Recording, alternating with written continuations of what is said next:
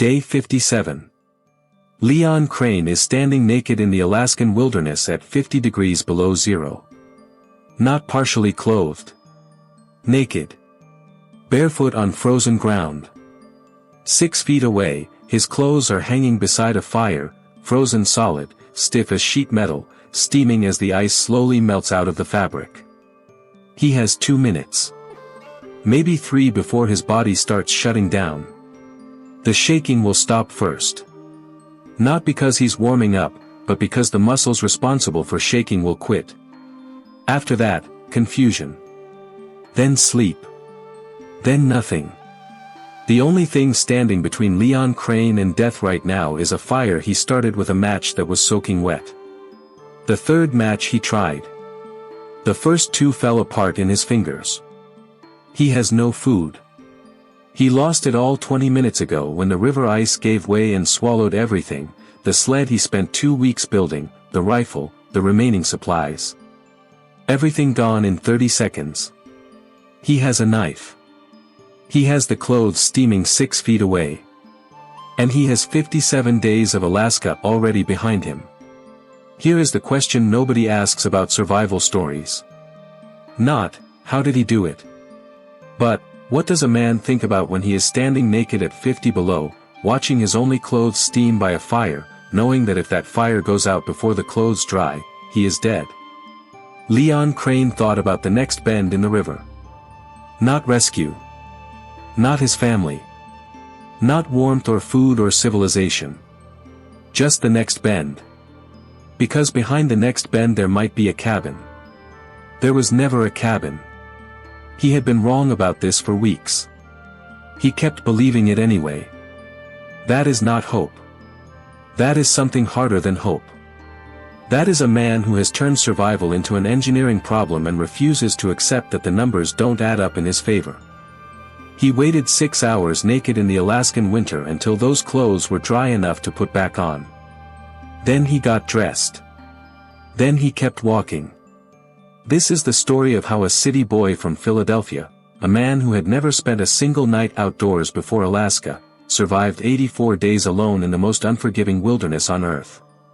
And what it cost the men who didn't walk out with him. 84 days earlier, Leon Crane was a lieutenant. 24 years old. Philadelphia born and raised.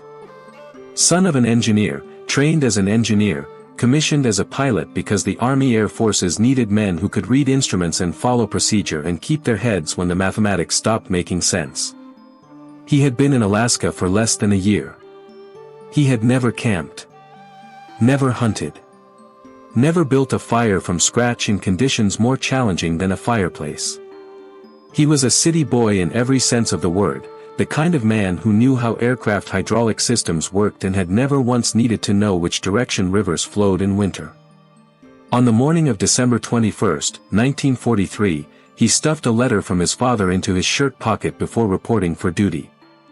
Just a letter. Something to read later, maybe. Something from home.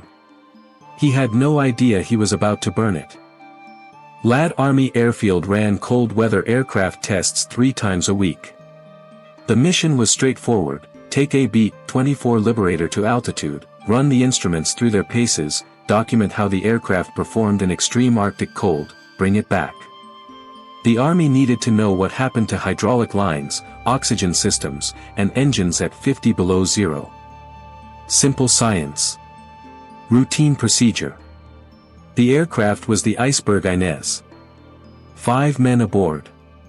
Second Lieutenant Harold Hoskin in the left seat as pilot, 28 years old, more cold weather flying experience than almost anyone else at Ladd Field. Crane in the right seat as co-pilot. Flight Engineer Technical Sergeant Richard Pompeo. Radio Operator Technical Sergeant Ralph Wentz. Crew Member Staff Sergeant James Siebert. They had radioed their position twice that morning. Once at 10 o'clock, once at 10:30. They were over the headwaters of the Charlie River, roughly 120 miles east of Fairbanks, pushing through scattered cloud layers looking for a clear patch of sky to run their tests. The Charlie River drainage. No roads. No settlements. Mountains, spruce forests, and frozen rivers for hundreds of miles in every direction. Then the number 1 engine quit. No warning. No gradual power loss. The engine simply stopped, oil pressure dropping to zero, cylinder head temperature falling, the propeller beginning to windmill in the slipstream. A barn door of drag suddenly mounted on the left wing. Standard procedure: feather the propeller, compensate with the remaining 3 engines, return to base. The B-24 could fly on 3 engines. This was manageable. Hoskin reached for the feathering button. The vacuum selector valve had frozen solid. Without it, he couldn't change the propeller pitch. The windmilling propeller kept dragging. The bomber was losing airspeed, losing altitude. Hoskin pushed the 3 remaining engines to maximum power. They responded, but the drag was too much. He spotted a break in the clouds. If he could climb through it, get above the overcast, he might find a remote airstrip, something. He started a climbing turn. The clouds closed around them. Instrument conditions. Visibility dropping below a quarter mile. The B-24 flying blind through solid overcast, 1 engine dead, another creating massive drag, 2 pilots fighting an aircraft that was already deciding how this ended. Then the number 2 engine began running rough. Hoskin had pushed it too hard trying to compensate. The cylinder head temperature climbed into the red zone. The number 2 engine coughed once and died. 2 engines out on the left side. The B-24 pitched violently forward and left. The aircraft entered a flat spin at 20,000 feet, rotating horizontally, dropping like a stone, the centrifugal force pinning every man to his station. Crane could feel blood draining from his head. His vision narrowed to a tunnel. The altimeter unwound like a broken watch. Wentz managed to key the radio long enough to transmit 1 partial distress call. Engine failure. Spinning. No coordinates. No time. Hoskin somehow broke the spin, exactly how, neither he nor Crane would ever be able to fully explain. Full opposite rudder, differential throttle on the 2 surviving engines, control inputs that shouldn't have worked at that speed. The rotation stopped. But breaking the spin threw them into a 300-mile-per-hour dive, well past the B-24's structural limits. The wings were flexing. The airframe was coming apart. Hoskin gave the order. Bail out. Everyone out. Now. Wentz and Siebert were pinned at their stations by the G-forces. They never made it to the escape hatches. Pompeo grabbed a chest-pack parachute from near the bomb bay and jumped. Crane grabbed the other one, clipped it to his harness, crossed the catwalk over the open bomb bay doors, and followed him out. The slipstream hit him at 300 miles per hour. He tumbled through the air, watched the sky and ground trade places, pulled the ripcord. The parachute deployed with a shock that felt like being kicked by a mule. -40 degrees. Exposed skin burning immediately. His hands going numb through the flying gloves. He watched the iceberg Inez spiral into the mountainside below him and erupt in a ball of orange flame that turned the snow black for 200 yards in every direction. He watched Pompeo's parachute drift away over a ridge, perhaps a mile distant. He landed in snow up to his waist. He shouted for the others. The mountains absorbed the sound. Silence. December 21st is the winter solstice. The shortest day of the year. At Crane's latitude in interior Alaska, that meant 4 hours of weak daylight. The sun rose low on the southern horizon around 9 in the morning and set by 3 in the afternoon, providing light but no warmth, the kind of pale Arctic illumination that shows you everything and saves you from nothing. The temperature was dropping toward -50. Let that number exist for a moment. -50 degrees Fahrenheit. At that temperature, exposed skin freezes in minutes. Saliva freezes before it hits the ground. Engines won't start. Metal becomes brittle. Spruce trees explode in the night as the sap inside freezes and expands, splitting the trunks with cracks that sound like rifle shots. A man standing still in -50 dies within hours. Crane's inventory, 1 Eddie Bauer down parka, standard cold weather issue. 3 pairs of wool socks inside muckluck boots. The silk parachute still attached to his harness. A Boy Scout knife in his pocket. Approximately 40 matches in a waterproof container. His father's letter, still in his shirt pocket. No food. No compass. No map. No radio. No survival training beyond a brief classroom lecture that had told him to stay with the wreckage and wait for rescue. The wreckage was burning a mile away, along with everything useful aboard it. Rescue was not coming. The last radio contact had been over an hour before the crash. By the time the Army calculated where to search, they would be searching the wrong area, and in interior Alaska, the wrong area means hundreds of thousands of square miles of identical wilderness. He started moving downhill because standing still meant death and downhill meant water and water meant driftwood and driftwood meant fire. He found the Charlie River, a frozen white ribbon through black spruce forest. He gathered wood with hands that couldn't feel anything. He piled it. He pulled out the matches. First match, broke. Second match, lit, guttered, died. Third match, he used his father's letter as kindling. Held the burning paper under the smallest spruce needles. The needles caught. The fire took hold. Leon Crane spent the first night of '84 wrapped in a silk parachute beside that fire, feeding it every 2 hours because the cold woke him every time it died down, wondering if he would see morning. He saw morning. And the morning after that. And the morning after that. Rescue did not come. On day 7, the Army Air Forces called off the search. At Ladd Field, his crewmates' lockers were emptied. Their belongings were boxed. Telegrams were sent to their families. Leon Crane was officially presumed dead. He was sitting beside a fire on the Charlie River, 9 days without food, burning through the last of his matches trying to kill squirrels with a stick. 9 days without food. The hunger had stopped feeling like hunger on day 6.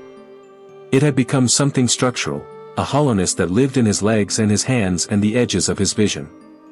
His body was consuming itself for fuel. His hands shook constantly. His legs felt borrowed. He had tried everything available to him. A spear carved from spruce branches. A makeshift bow. Both useless. He chewed spruce needles and his body rejected them. He drank river water by crawling to open patches in the ice and pressing his face to the current. The hallucination started on day 7. Buildings that weren't there. Voices in the wind. Once, he smelled bacon frying so clearly that he walked toward it for 20 minutes before realizing he was heading uphill, away from the river. He turned around. He went back to the fire. Every morning, Leon Crane would wrap himself in the silk parachute, pick up whatever he was using as a walking stick, and start downstream. And every time the river bent, every single time, he would say it out loud, to himself, to the spruce trees, to whoever was listening, cabin around the next one. He was wrong every time. 4 days. 4 weeks. Nothing around the next bend but more snow, more ice, more identical black spruce trees stretching to a horizon that never changed. He said it anyway. Not because he believed it. He was an engineer, he understood probability, and the probability that a cabin existed around the next specific bend of an unmapped river in interior Alaska was essentially zero. He said it because the alternative was silence. And silence, on the Charlie River in December, was one of the things that could kill him. He had watched the Army declare him dead. He had watched his food run out. He had watched a rescue that was never going to come not come. He had watched the hallucination start, which meant his brain was beginning to consume itself the way his body already was. He could not control any of that. He could control whether he said the words. So he said them. Cabin around the next one. On day 9, standing beside a fire that was the only warm thing within 100 miles of him, Leon Crane made the calculation that would either save his life or end it faster. He was an engineer. Here was the problem: staying here equals certain death. Variable he could control: direction of travel. The Charlie River went somewhere. Rivers went to larger rivers. Larger rivers ran through territory where people occasionally existed. It was not optimism. It was not courage. It was arithmetic. On the morning of December 30th, he stood up, wrapped himself in the parachute, and started walking downstream. Cabin around the next one. Here is exactly what Leon Crane did to survive 84 days in interior Alaska in winter. The walking system. He followed the Charlie River downstream because it was the only landmark he had. He walked during the 4 hours of weak daylight. He stopped before dark, built a fire, wrapped himself in the parachute, slept in 2-hour intervals because the cold woke him every time the fire burned down. He woke, fed the fire, slept again. At dawn he rose and walked. His pace was half a mile per hour through hip-deep snow. Some days he covered 2 miles. On good days, 3. The wilderness was not impressed. But the direction was right. The psychological system. He talked aloud. Constantly. At first to maintain his own sanity, reciting the things he knew, the procedures that had been trained into him, the calculations he was running about distance and direction. Then just to hear a human voice. Then to the trees. Then to the mountains. Then to whatever was listening. He did not name this as a survival strategy. He just did it because the silence was one of the things that could kill him and he was not going to let it. He focused on the next bend in the river. Not the next town.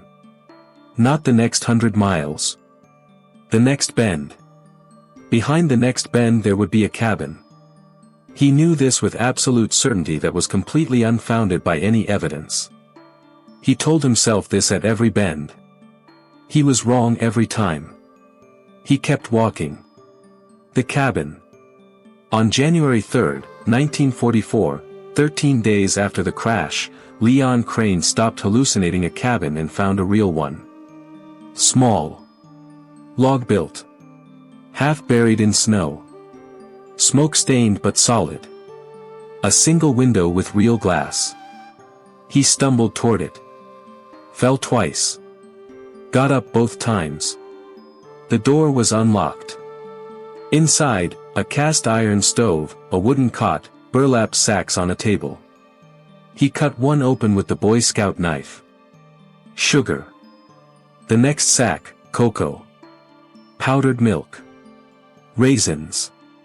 A .22 caliber rifle in the corner with ammunition. Real mittens, fur-lined. Warm clothing. He opened a tin of peaches with the knife and ate them with his hands. The sweetness was so overwhelming after 13 days of nothing that his stomach nearly rejected it. He forced himself to eat slowly. Made hot cocoa on the stove, sugar, powdered milk, hot water. The warmth hit his stomach and he held it down by sheer will. Then he slept for the first time in 13 days without waking every 2 hours to feed a fire. He slept through the night.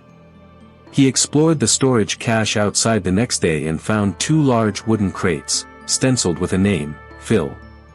Wood chopper, Alaska. Inside, rice, flour, beef jerky, dried beans. A wool blanket. Snowshoes. A .22 rifle. Ammunition. Dried eggs. Moosehide mittens. This cabin belonged to a trapper named Phil Burrell. Phil Burrell had stocked this cabin the way every Alaska trapper stocked their remote cabins, with enough supplies to keep a stranger alive, because in Alaska, the custom was simple: you stock cabins for people who need them. You never know when you might be that stranger. Phil Burrell had not visited this cabin in years. He had no idea he had just saved a 24-year-old lieutenant from Philadelphia. The recovery. Crane stayed 6 weeks. He ate twice a day, small portions, because his stomach had shrunk. He kept the stove burning. He learned to shoot the .22 accurately enough to bring down ptarmigan, white Arctic birds that landed near the cabin in the mornings. He learned to skin and clean them before they froze, working fast with bare hands. He watched his frostbitten fingers every morning, unwrapping the cloth, checking the color. White meant alive, gray meant gangrene, gray meant amputation. Every morning, white. He found a hand-drawn map on the back of a calendar. It showed the Charlie River flowing north to the Yukon River. At the junction, a settlement called Woodchopper. Approximately 90 miles downstream. He built a sled from boards in the cache. Rope harness. Crude runners.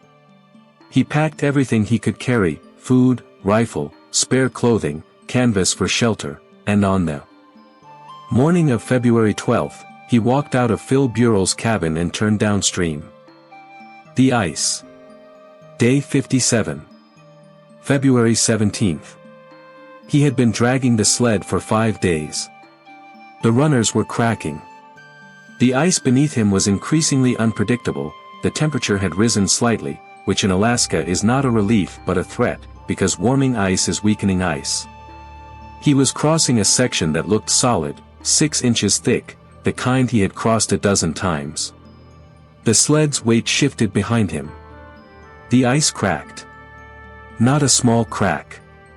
A web spreading in every direction simultaneously. Before he could drop the rope, the section gave way. He went into the water. The cold stopped his breath. The current pulled at him. He fought toward the edge, grabbed it, the ice broke, went under, came up gasping, found the bank with his hands and hauled himself out. The sled was gone. Everything on it, gone. Under the ice, downstream, irretrievable. His clothes were already freezing solid. Ice forming in the fabric.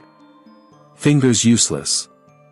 He stumbled away from the river into a stand of spruce, gathered branches with hands that felt like wooden clubs, broke them, piled them. He pulled the matches from his parka pocket. Soaking wet. First match, disintegrated. Second, same. Third, a tiny flame. Guttering. He held it to the spruce needles with hands shaking so badly the flame nearly went out 3 times before the needles caught. The fire took. He stripped off every piece of clothing and stood naked at -50 while the fire built itself into something real. 6 hours. He stood there for 6 hours, turning his clothes, feeding the fire, not allowing himself to think about what happened if the fire went out, not allowing himself to think about the sled, the food, the rifle, all of it gone. He thought about the next bend in the river instead. When the clothes were dry enough to put back on without killing him, he dressed. He had a knife. He had the clothes he was wearing. He had matches, fewer now. He had his direction. He kept walking. 3 days later, delirious from hunger, he found another cabin. Smaller. Older. But inside, canned beans, flour, coffee. He spent 3 days there eating and sleeping and preparing for what had to be the final stretch. It had to be. His body was telling him there wasn't much left. The tracks. March 9, 1944. Day 78. Leon Crane saw something in the snow he had not seen since December. Fresh tracks. A dog sled trail, the parallel lines of runners and the clusters of paw prints, leading away from the river into the trees. He followed them. His brain said, these could be old, could be weeks, could lead nowhere. His legs didn't care. They just moved, following the trail, around bends, through trees, over rises. The trail was recent. The snow in the tracks still had its edges. After 2 hours, smoke. A thin line rising above the trees. He had learned the difference between hallucinations and reality. Hallucinations moved when you blinked. Real smoke held still. This smoke held still. He started moving faster. Fell twice. Got up. Kept moving. A cabin materialized through the trees. Bigger than the others. Chimney smoke. A dog team staked out front, actual living dogs, moving, breathing. Laundry on a line between two trees. He stopped 50 yards away. For the first time in 78 days, he was about to speak to another human being. He did not know if his voice still worked. He walked to the door. He knocked. A man opened it. Albert Ames. Trapper. His family inside. His expression took in the torn parka, the wild beard, the eyes sunk into black circles, the face of something that had come out of the wilderness and had no business being alive, and shifted into recognition. Not of who Crane was. Of what he was. Crane tried to speak. His voice came out cracked and strange. He identified himself. Said he was Lieutenant Crane, United States Army Air Forces. Said he had been in a little trouble since December. Said he was glad to see another person. Ames brought him inside. He let him see himself in a mirror for the first time since December 21st. 2-inch beard, black as coal. Hair matted. Covering his ears. Skin burned dark from wind and cold. Eyes staring from circles so dark they looked painted on. He looked, Ames said later, like something that had decided not to die and refused to discuss it further. Albert Ames drove him by dog sled to Woodchopper, a handful of old buildings on the Yukon River, 30 miles, 8 hours, the sled ride doing in a day what Crane had been trying to do for weeks on foot. Woodchopper had a radio. On March 11th, someone raised Lad Field on it and told them Leon Crane was alive.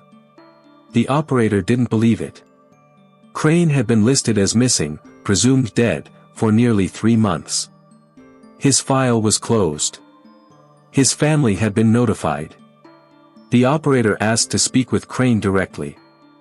Crane got on the radio and gave them details only he would know. The operator went silent. Then said a plane would be there tomorrow. While he waited, Crane met the man who had kept him alive without knowing it. Phil Burrell. 65 years old. Built like a spruce tree. The trapper listened to Crane's thanks and waved them off. "That's what the cabins are for," he said. "You stock them for strangers. You never know when you might need one yourself." On March 14, 1944, a Bush pilot landed at Woodchopper and flew Crane back to Lad Field. His commanding officer was waiting on the tarmac. So were men who had packed his belongings and sent them to Philadelphia 3 months ago. The base surgeon examined him expecting devastation, severe frostbite requiring amputations, malnutrition requiring weeks of hospitalization, psychological damage requiring months of treatment. What he found was a man in better physical condition than soldiers who had spent the same 3 months on base doing regular duty. The frostbite on his fingers had stopped progressing. No amputations necessary. Core temperature normal. Blood pressure stable. He had actually gained weight during his time in Burrell's cabin. The doctor stood there and read the chart and could not explain what he was looking at. Crane called his parents from Lad Field. His mother answered. She had been told 3 months ago that her son was missing and presumed dead. Now she was hearing his voice on a crackling long-distance line from Alaska. She could not stop crying. His father got on the line. Asked if Leon was really okay. Really alive. Crane said yes. Told him about the letter, the one he had burned on the first night, the one that had caught the fire that kept him alive long enough to find a river. His father went quiet. Then said, "I'm proud of you. I'll see you soon." The story should end there. But it doesn't. Because not everyone on the iceberg Inez made it out of Alaska in 1944. Wentz and Siebert died on impact, they never reached the escape hatches. Their bodies were found at the crash site weeks later. Pompeo had bailed out. His parachute had been spotted drifting over a ridge. He was never found. The wilderness kept him. Hoskin, the pilot who had given the order to bail out, who had fought the B-24 alone while his crew escaped, Hoskin had stayed with the aircraft until the end. No remains. The crash burned hot enough to cremate bone. He was listed as killed in action, body unrecovered. His family spent 60 years not knowing. In 2006, a National Park Service historian organized a recovery expedition to the crash site. They brought forensic specialists and ground-penetrating radar. They spent weeks sifting through soil and snow on an Alaskan mountainside.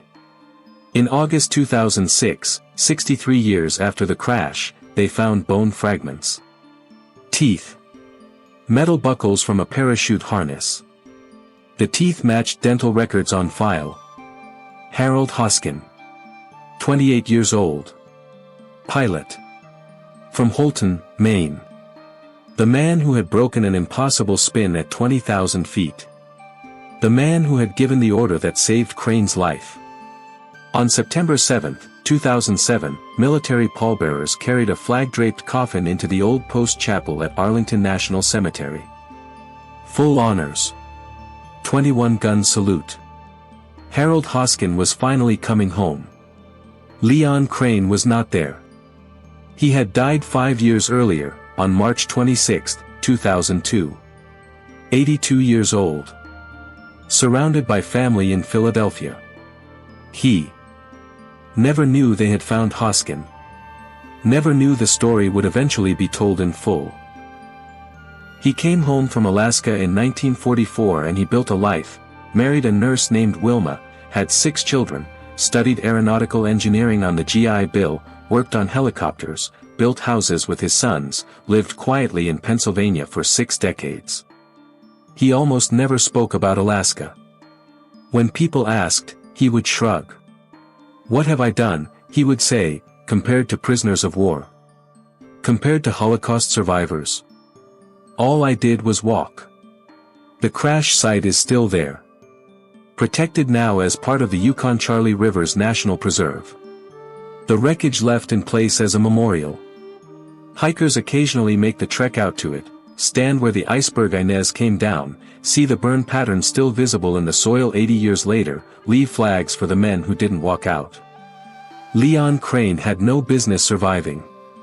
A city boy from Philadelphia. No wilderness training.